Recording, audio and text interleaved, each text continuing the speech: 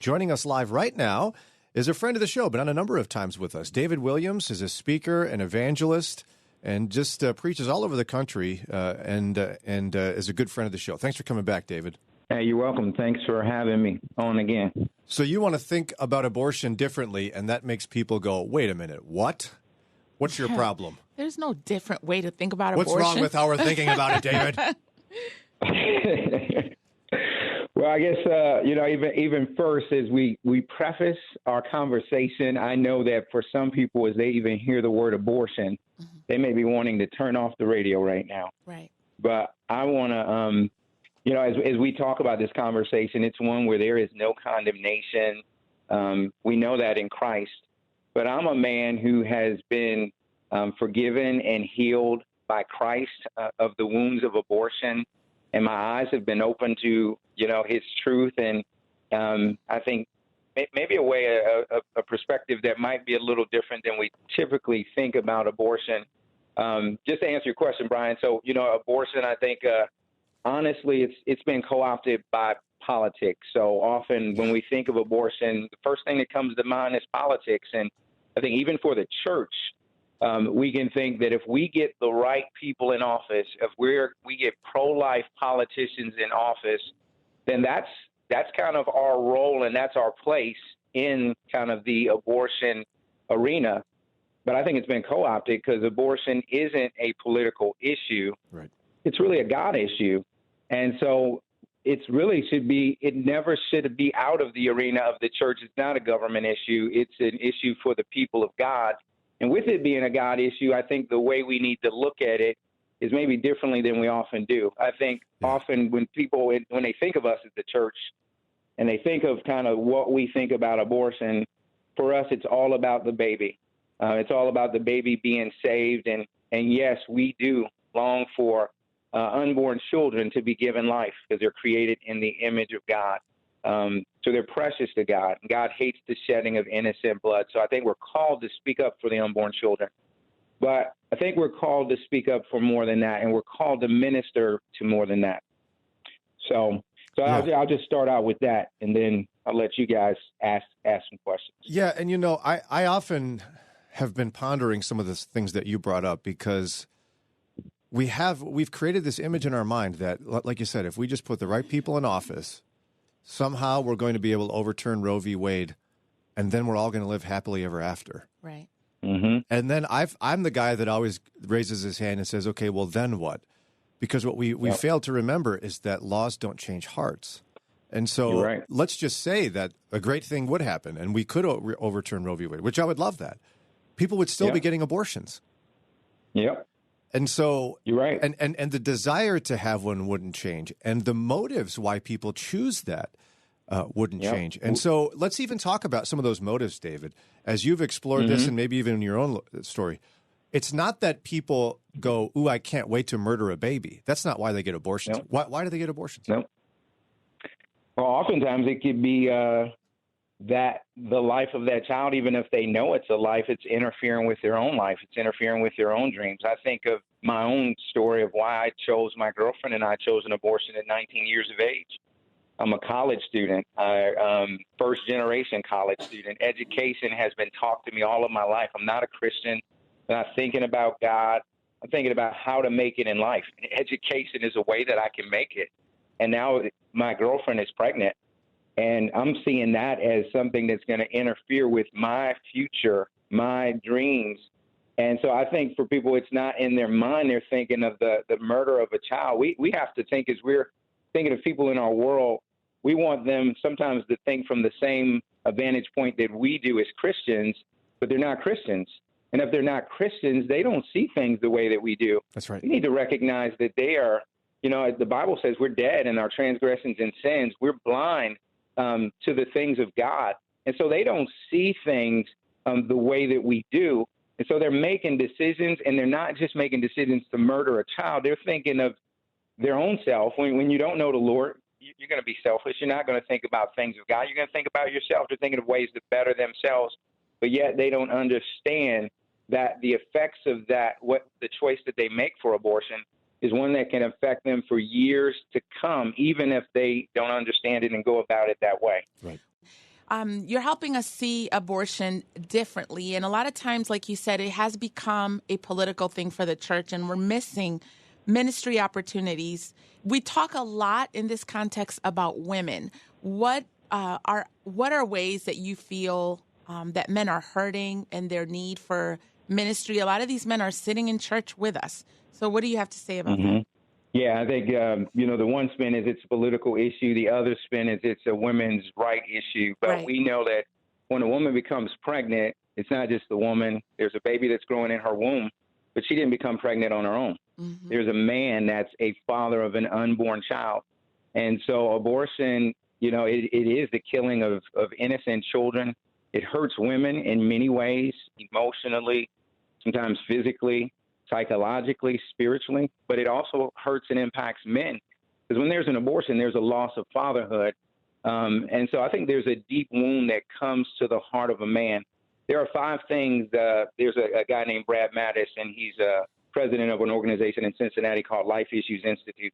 He says there's 5 things that a man instinctually does, or God has put in a man to procreate, to protect, to provide, to perform, and to have pleasure. Right. And think about when an abortion decision happens, whether the man chose it, talked to the woman to have it, or didn't want it at all.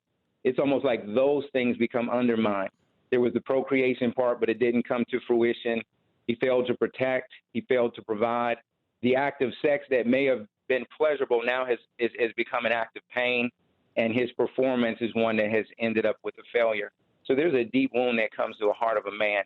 And for me, that manifested in many different ways. It was anger, turning to substances, alcohol, becoming very promiscuous. There was this sense of I have failed in this area, so I have to strive for success. So part of my even striving in education and my job was I gotta make up for this wrong that I committed. I gotta overcome it. And then even it was hard for me to grieve. Like I lost my mom 8 years ago. And it was hard for me to grieve the loss of my mom because there was another loss that had happened in my life over 20 years ago, the loss of my daughter. And I never even thought to grieve that. Yeah. And as I began to learn how to grieve that and God began to bring healing to my heart, it began to open up some other levels. So I think for men, because it is disconnected, we're not pregnant, we often think we're disassociated from it, but we are very connected to it from the very beginning. We're the father of those children, but we're also affected when there's that loss that's caused by abortion, and men are deeply impacted by it. I wonder whether men even have permission to grieve an abortion, because you know how it is. If a guy says, "Oh man, I got an injury, it hurts," all the women are like, "Yep. Be quiet, we gave birth." And I don't mean to make it silly, but at the same time, a society has removed men so far from that decision for those who are pro-choice. Yep. You're right. Do you think we even have permission to grieve if we've been at least a participant? I don't know how to phrase it, a partner in abortion. Yeah. I think we do because, Christ came, and who did he come for? He came for sinners. He came to heal us. He came to forgive us. And every person, regardless if it's abortion or something else, we've all sinned against God, and we've all hurt the heart of God, and it's caused pain and hurt in our life. And I think a real man is one in society. You're right. We've been disassociated from this, but in many other things, we've even been called to, kind of pull ourselves up by our bootstraps, look like we're tough, work it out on our own. But I think a real man recognizes his need for Christ. And when you realize that abortion's wounded me, then there is one that even though I may have offended him by what I did and sinned against him, he didn't come to condemn me. He came to save me. He came to heal me. He came to forgive me. He came to deliver me. And I can turn to him, and I can be open and open up my heart and let Christ begin to touch that wound in my heart that only he can heal. Amen, David. And the more we talk about this, and you're entering the zone of thinking differently about abortion with us today, one of the things that's been like spinning around in my head, and I want to throw you this curveball and see if you can catch it, is I often wonder, with how much politics has polluted the issue of abortion, which is clearly a spiritual life issue. I wonder if it's forced us to ignore the idea that we ought to be paying more attention than we are today, at least, to addressing issues that lead people to decide upon an abortion. as in stop just trying to get people to agree with us that life begins at conception and just started trying to prevent situations where people have unwanted pregnancies. You're absolutely right. I think, you know, you've hit the nail. Like we're almost getting in. It's after the fact. We're looking to how can we deal with the ramification of it. I think as the church, we have failed to preach on other things because of pressures in our society, abortion, or because of same-sex marriage and different things. That we've failed to even talk about God's purpose for sex, God's purpose for relationships, God's purpose for marriage. We've backed away from things. So even in the church is being impacted by abortion because we're not talking about these things. 40% of the women that are showing up to abortion clinics, I mean, they claim to be of Protestant churches. They are sitting in churches. And so we need to be proclaiming God's truth and standing on what God says and preaching the gospel and the power of God's Spirit that we can now live in a new way. We don't have to live the way the world lives. And yet part of that will cut down on the fact that people even find themselves in a place where they're needing to make this choice. You're right. I think that's so important. And so part of even the ministry that God has given me, because I've gone through it and I recognize that there's been millions of people that are broken by abortion. So millions of babies have died, but there are a million people in our society that are impacted by abortion and they're hurting. And many of them are in our churches and they need to be healed and they need to be touched by Christ and realize that this isn't the unpardonable sin, that Christ came to forgive this sin and you can be free and you can live a life of joy even in spite of this. And so that end, I think, is crucial for the church to realize that. But on the other end, we need to do a better job of proclaiming how God has called us to live as his people. The world, you know, there's going to be sin in the world, but as we preach the gospel and God changes hearts, then he can change their lives. But it has to be the gospel. It has to be Christ. But it has to come from a church that's living pure and living according to God's word and not just throwing over a fence telling a woman not to have a baby. Yeah. But are we living out what God says? And are we willing, you know, I don't know how much more time. I went to an abortion clinic and there were some people standing outside, some believers. And when I went, some of the things they were saying to some of the women and men were coming were different than what I would have said. I felt they were very confrontational, kind of attacking in a way. And so I asked them, I said, you know, and they said some of the women will change their mind and we'll send them to a pregnancy center. But I said, what about the women who don't?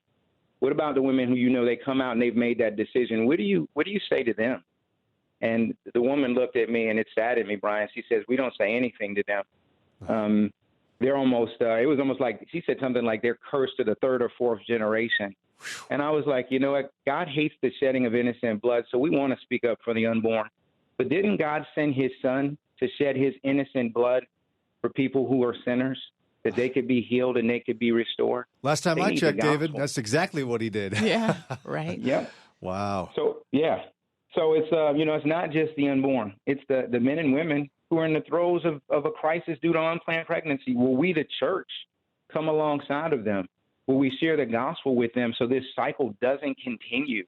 Will we be willing to offer them even help? If they're a single parent and they're thinking, I can't raise a child because I don't have any money. Will we as the church come alongside of them, buy them diapers, give them a stroller? Will we be the ones to walk through life with them? Will we be willing to even adopt that child if they say, I just not in a place to care for this child? Will we say, well, we'll care for it and we'll allow you to know in this child as this child grows up? So I think there's a lot for the church to do. Even if abortion were overturned tomorrow, there's still a lot of people that are hurting. There's still people who are out here having sex outside of God's will. They're still going to be getting pregnant. And since their mindset doesn't change, they're still going to be trying to pursue abortions illegally. So we have to minister to all involved, the baby, the parents, and the people that have been broken by abortion in our society and in our church. Some great thoughts today from David Williams, again, a speaker and evangelist. David, love what you have to say. How can folks learn more about you, my friend? They can go to my website, davidwilliamsspeaks.com. But I also like to say, Brian, if there's some people that are hurting in your listening area in Cleveland, I'd recommend that they contact a local pregnancy center. Cleveland Pregnancy Center is where the Lord sent me through a healing Bible study that brought much transformation to my life. So I'd recommend that. Any men that are listening, there's a site called menandabortion.net that they could go to as well. And you have an event coming up soon, don't you?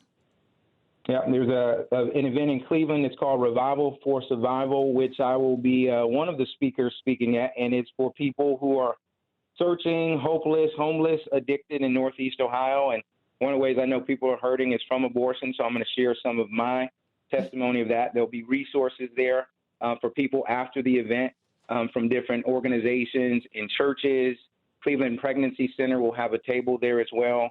And there'll be a concert there, Stars Go Dim, and there's an evangelist, David Nico Hill, who will be preaching the gospel, and other local area pastors who will be sharing during that event. And that's Revival for Survival, August 31st in Avon. Is that correct? In Avon at Crusher Stadium from 5 to 9 p.m. Fantastic. I'd encourage folks to go check it out. David Williams, you are the man. Thanks for your insights today and unique perspective on this really important issue for believers.